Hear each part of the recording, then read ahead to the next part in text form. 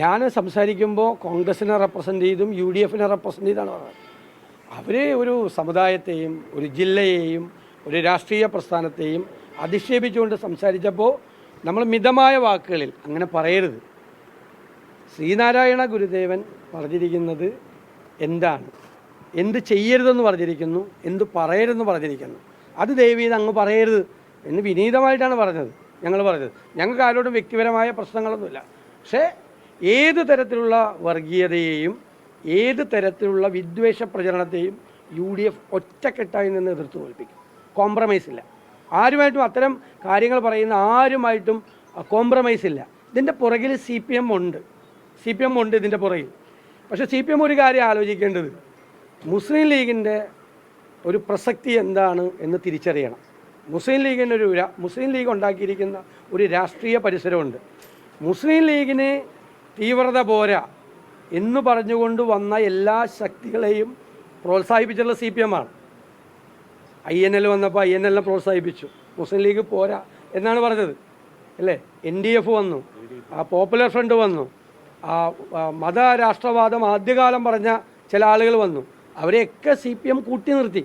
അതായത് ലീഗ് മൃദുത്വമാണ്, ലീഗിന് തീവ്രവാദം ഇല്ല എന്ന് പറഞ്ഞ് പുറത്തു വന്ന, ലീഗിൽ നിന്ന് പുറത്തു വരികയും പുറത്തു നിന്ന് ലീഗിനെ എതിർക്കുകയും ചെയ്ത എല്ലാ ശക്തികളെയും കൂട്ടിപ്പിടിച്ചവരാണ് CPM.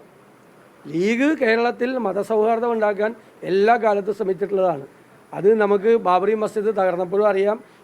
അന്ന് ശിഹാബ് തങ്ങൾ ചെയ്തതുപോലെ ഇപ്പോൾ സാദിഖ് അലി തങ്ങൾ മുനമ്പം വിഷയം വന്നപ്പോൾ ഇപ്പോൾ മുനമ്പത്ത് നിന്ന് BJPക്കാരെ ആട്ടി ഓടിച്ചു, മുനമ്പത്തെ സമിതിക്കാർ.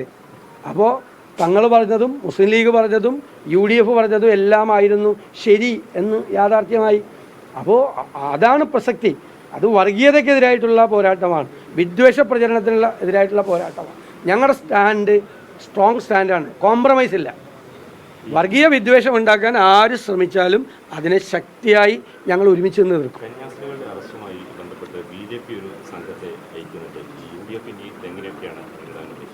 അല്ല, ഞങ്ങൾ അതിശക്തമായിട്ടാണ് അതിനെ നേരിടുന്നത്. ഞങ്ങൾ കുറേ നാളായി പറയുന്നു, രാജ്യത്തുടനീളം ക്രൈസ്തവർ ആക്രമിക്കപ്പെടുകയാണ്. ക്രൈസ്തവ ദേവാലയങ്ങൾ ആക്രമിക്കപ്പെടുന്നു, സ്ഥാപനങ്ങൾ ആക്രമിക്കപ്പെടുന്നു, ക്രിസ്മസ് കൂട്ടായ്മകൾ തടസ്സപ്പെടുത്തുന്നു, പ്രാർത്ഥന കൂട്ടായ്മകൾ തടസ്സപ്പെടുത്തുന്നു. നിരവധി വൈദികരും പാസ്റ്റർമാരും ജയിലില്ല. ഏറ്റവും അവസാനമാണ് നിരവധി പേര് മർദ്ദനമേറ്റു വൈദികർ. 90 വയസ്സായ ഒരു വൈദികനെ കൈ പുറകിൽ കെട്ടിവെച്ച് മർദ്ദിച്ചു.